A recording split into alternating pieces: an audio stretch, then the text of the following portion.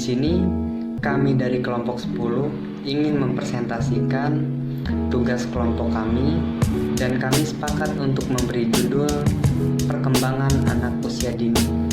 Video ini kami buat untuk memenuhi tugas bimbingan konseling anak usia dini.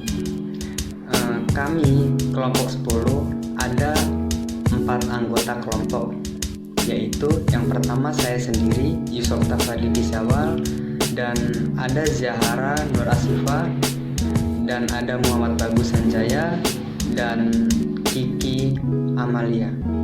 Oke, sebaiknya kita langsung masuk ke materi.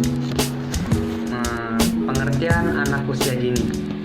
Anak usia dini merupakan anak yang berada pada usia 0 sampai 6 tahun. Usia dini merupakan usia yang sangat penting bagi perkembangan anak, sehingga disebut golden age. Karakter umum anak usia dini. Anak usia dini merupakan masa perkembangan dan pertumbuhan yang sangat menentukan perkembangan masa selanjutnya. Erikson mengemukakan bahwa masa kanak-kanak merupakan gambaran manusia sebagai manusia. Perilaku yang berkelainan pada masa dewasa dapat dideteksi pada masa kanak-kanaknya. Sifat-sifat anak usia dini. 1. Unik, artinya sifat anak itu berbeda satu sama lain. 2. Egosentris, artinya anak lebih cenderung melihat cenderung melihat dan memahami sesuatu dari sudut pandang dan kepentingan sendiri. 3. Aktif dan energik, artinya anak lazim senang melakukan aktivitas. 4. Rasa ingin tahu yang kuat. 5. Eksploratif dan berpetualang, artinya menjelajah, mencoba, dan mempelajari hal-hal baru. Yang keenam, spontan, artinya perilaku yang ditampilkan asli. Yang ketujuh, senang dan kaya dengan fantasi. Yang kedelapan, kurang pertimbangan dalam melakukan sesuatu. Yang kesembilan, daya perhatian yang pendek. 10. Bergairah untuk belajar. Dan yang terakhir, semakin menunjukkan minat terhadap teman. Selanjutnya, materi akan dijelaskan oleh rekan saya, Saudari Zahara Nur Asifah. Assalamualaikum warahmatullahi wabarakatuh. Jadi di sini saya akan melanjutkan materi dari Mas Fadli, yaitu fase perkembangan pada anak usia dini. Tetapi sebelumnya izinkan saya untuk memperkenalkan diri. Nama saya Zahra Asifah dengan NPM 18110800132. Jadi di sini saya akan menyampaikan materi tentang perkembangan dan pertumbuhan kemampuan fisik terlebih dahulu. Sebagai orang dewasa, orang tua pasti menantikan tonggak penting seperti belajar, berguling, dan merangkak pada anak-anaknya. Masing-masing itu merupakan bagian dari proses perkembangan fisik. Proses pematangan terjadi secara teratur, yaitu kemampuan keterampilan tertentu dan umumnya terjadi sebelum mencapai tonggak lainnya. Tahapan perkembangan pada anak usia dini. Sebagai seorang anak tumbuh, sistem sarafnya menjadi lebih matang. Karena ini terjadi, anak lebih mampu melakukan tindakan yang lebih kompleks. Tingkat di mana keterampilan motorik muncul kadang-kadang merupakan kekhawatiran bagi orang tua. Orang tua khawatir karena ia memikirkan apakah bisa dengan baik perkembangan motorik anak itu secara normal. Di sini ada 3 jenis keterampilan motorik. Selanjutnya ada tahapan perkembangan fisik anak usia dini.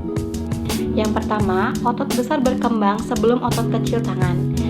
Artinya, anak belajar bagaimana melakukan keterampilan motorik seperti berjalan sebelum mereka belajar untuk melakukan keterampilan motorik lainnya seperti menggambar. Yang kedua, ada pusat tubuh berkembang sebelum daerah luar. Artinya, otot terletak di inti tubuh menjadi lebih kuat untuk mengembangkan lebih cepat dari yang di kaki dan di tangan.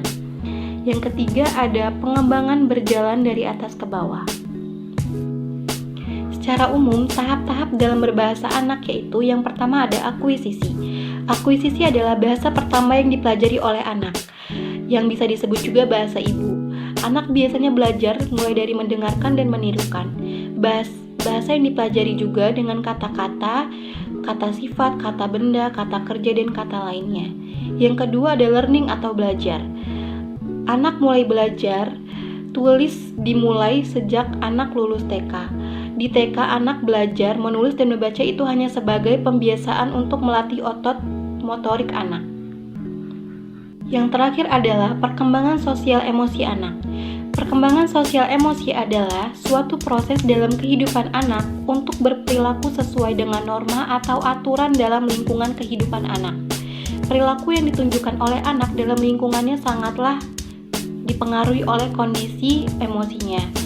Dan perkembangan emosi anak sangat dipengaruhi oleh lingkungannya. Lebih lanjutnya, bisa dikatakan bahwa perkembangan sosial emosi meliputi perkembangan sosial dalam hal emosi, kepribadian, dan hubungan interpersonal. Dan pada tahap awal, masa kanak-kanak, perkembangan sosial emosi berkisar tentang proses sosialisasi, yaitu proses ketika anak mempelajari nilai-nilai dan perilaku yang diterima oleh masyarakat. Selanjutnya ada permasalahan pada anak usia dini yang akan dilanjutkan oleh Mas Bagus. Permasalahan yang terjadi pada perkembangan anak usia dini. Pertama, permasalahan perkembangan fisik anak usia dini penyebab anak cacat fisik. Peristiwa di negara sedang berkembang. Penyebab cacat mental yang utama adalah kerusakan pada otak saat kelahiran. Kehamilan yang tidak kontrol, bimbingan persalinan yang tidak tepat, bantuan persalinan salah, fasilitas persalinan yang kurang memadai, banyak mengakibatkan kerusakan pada otak anak. Infeksi, anak menderita infeksi yang merusak otak seperti meningitis, epileptus, tuberkulosis, dan lain-lain. Sekitar 30% sampai 50% dari mereka yang mengalami kerusakan otak akibat penyakit-penyakit tersebut menderita depresi meteorologik dan cacat mental. Yang ketiga, malnutrisi berat. Pengukuran makanan bergizi semasa bayi dapat mengganggu pertumbuhan dan fungsi susunan saraf pusat. Malnutrisi ini kebanyakan terjadi pada kelompok ekonomi lemah. Kekurangan yodium dapat mempengaruhi perkembangan mental anak, termasuk salah satu penyebab cacat mental. Untuk mengenal anak cacat mental secara dini, beberapa gejala ini dapat dijadikan indikator.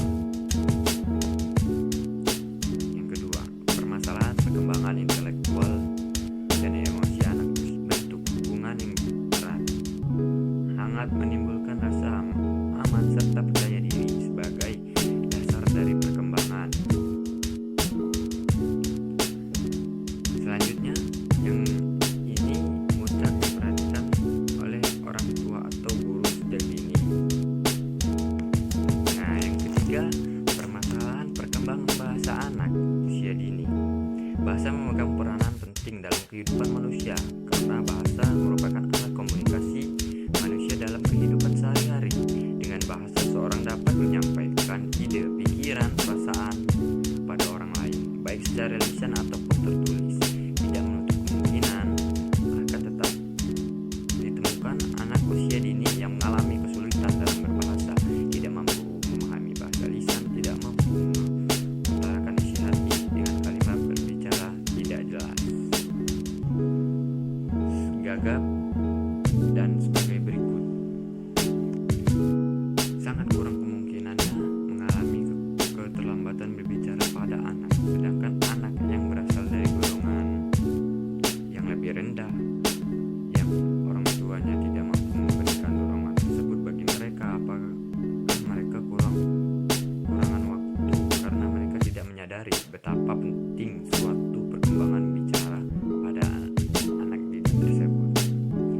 kasih. Itu saja yang dapat saya sampaikan. Usia dini.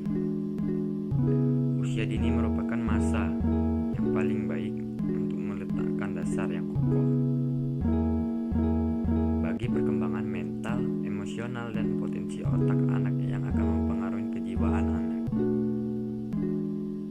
Teori dan penelitian Daniel Goleman tentang kecerdasan emosi mengingatkan bahwa keberhasilan hidup manusia tidak semata-mata ditentukan oleh kecerdasan intelektual seperti yang dipahami sebelumnya, tapi justru ditentukan oleh emotional intelligence. Kecerdasan emosional ini sangat terkait dengan belahan otak kanan. Hasil penelitiannya menunjukkan bahwa keberhasilan seseorang di masyarakat sebagian besar 80% ditentukan oleh kecerdasan emosi yang disebut EQ.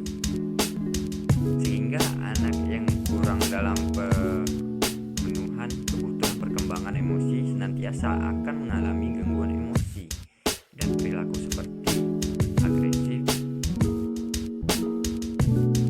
secara verbal dan atau fisik yang bisa membahayakan dirinya atau orang lain, menarik diri atau tidak percaya diri, cemas, dan juga bisa hiperaktif yang mengakibatkan kurang perhatian dalam kegiatan di sekolah secara optimal dan selalu menunjukkan skala rendah dalam pencapaian program pembelajaran yang telah ditargetkan.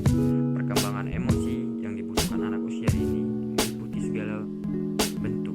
Selanjutnya saya akan melanjutkan materi dari Muhammad Bagus Sanjaya, yaitu peran orang tua dan guru dalam mengembangkan kompetensi anak usia dini. Sebelumnya izin memperkenalkan diri, nama saya Kiki Amalia dengan NPM 1811 080037. Yang pertama, saya akan menjelaskan tentang peranan orang tua dalam meningkatkan kompetensi anak usia dini. Peran ayah dan ibu sebagai pembimbing hubungan pribadi pendidik dalam segi emosional, memberi perasaan aman bagi seluruh anggota keluarga, menjadi hakim atau mengadili jika terjadi perselisihan, sebagai pendidik dari segi rasional dan pemberi rasa kasih dan sayang. Selanjutnya, ada peran guru sebagai fasilitator. Guru hendaknya memberikan fasilitas yang memudahkan peserta didiknya dalam belajar, seperti lingkungan belajar yang menyenangkan. Karena jika suasana kelas yang pengap, meja dan kursi berantakan, itu akan membuat anak akan menjadi malas untuk belajar. Selanjutnya, ada peran guru sebagai mediator. Sebagai mediator, guru hendaknya memiliki pengetahuan dan pemahaman yang cukup tentang media pendidikan dalam berbagai bentuk dan jenisnya, baik media non-material atau material. Dan yang terakhir, ada peran guru sebagai motivator. Sebagai motivator, seorang guru hendaknya dapat mendorong anak didik agar semangat dalam belajar.